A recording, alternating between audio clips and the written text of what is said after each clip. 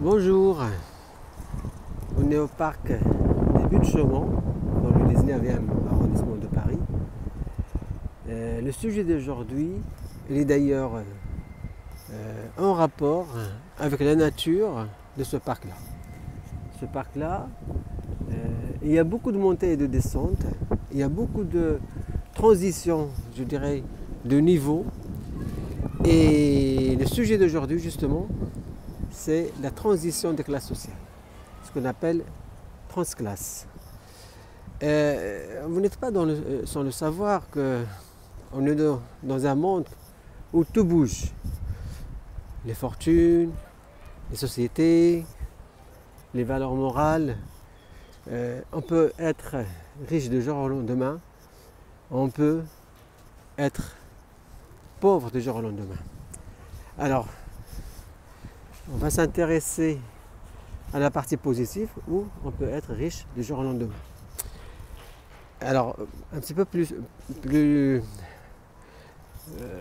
approfondi que ça, je vais parler des personnes qui appartiennent à la base à un milieu social modeste et puis par la sueur de leur travail, par les études, par des efforts, par des risques, aussi par un coup de chance, mais ils se trouvent appartenir à une classe sociale un petit peu plus supérieure. Alors cette transition, s'il n'est pas réfléchi, il peut ne pas durer. Et parfois, les personnes qui ont de la chance d'avoir dans leur vie cette transition de classe, cette transition sociale, ils peuvent ressentir un remords, voire une trahison par rapport à leur milieu de base. Et on sait bien que chaque personne est le résultat de son passé et de son environnement. Même si lui, il est libéré, il est convaincu qu'il peut appartenir à cette nouvelle classe sociale parce qu'il a travaillé tout simplement, il peut avoir un reste des réflexes, je dirais, des réflexes de pauvre. Et même s'il s'en débarrasse, il y a son environnement qui peut le lui rappeler.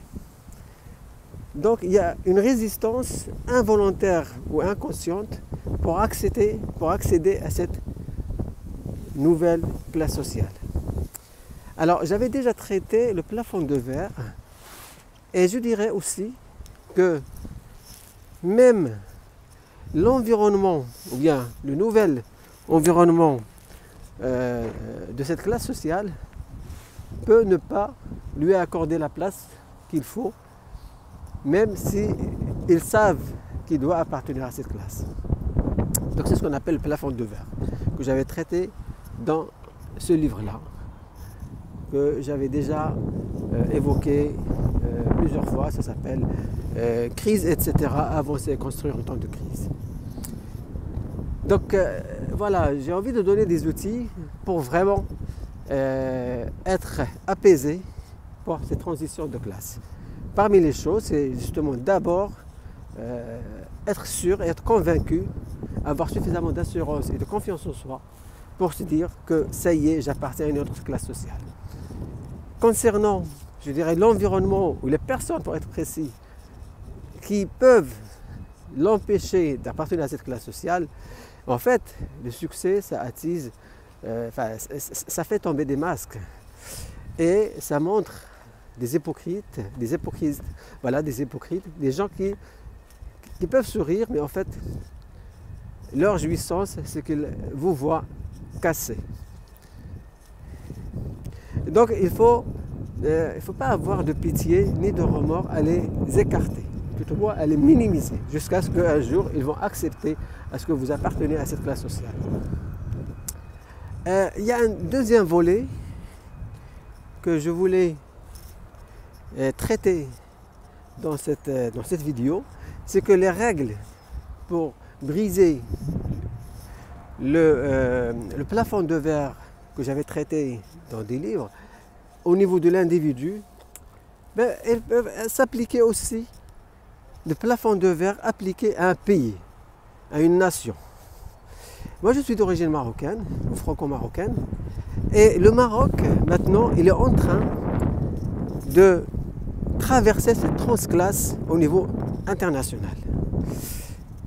Comme disait dans un discours royal, le Maroc d'aujourd'hui n'a rien à voir avec le Maroc d'hier. Et ce n'est pas seulement des mots, c'est une réalité. Évidemment,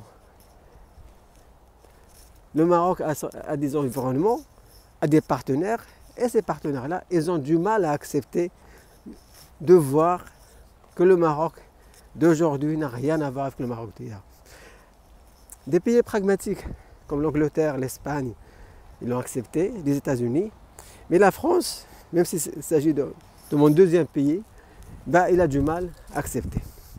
Alors finalement, tout s'est arrangé, tout ça c'est autour du Sahara marocain. On sait bien qu'au fond, le Sahara il est marocain, il n'y a pas de souci, mais bon, seulement on monnaie cette reconnaissance pour avoir d'autres intérêts. Bon, je n'ai pas la prétention de faire la politique ou d'être spécialiste, il y a des gens qui font ça beaucoup plus que moi, mais n'empêche que le même procédé pour réussir cette transclasse au niveau individuel est le même pour réussir transclasse au niveau d'un pays. Donc, tant mieux qu'il y a ce rapprochement franco-marocain, mais c'était un rapprochement, je dirais, pragmatique. Il ne faut pas se leurrer, ce n'est pas pour les beaux yeux des Marocains, c'est parce qu'ils ont compris qu'ils ont intérêt à reconnaître cet état de fait, que le Maroc, déjà le Maroc d'aujourd'hui n'est pas, ou le Maroc d'hier, le Maroc d'aujourd'hui n'est pas le Maroc d'hier, et le Sahara et les Marocains, tout simplement.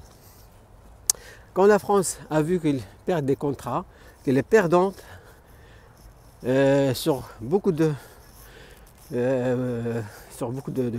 volets, crédibilité internationale, géopolitique, évidemment économique, ben, il n'a pas vu autre solution que de reconnaître le Sahara.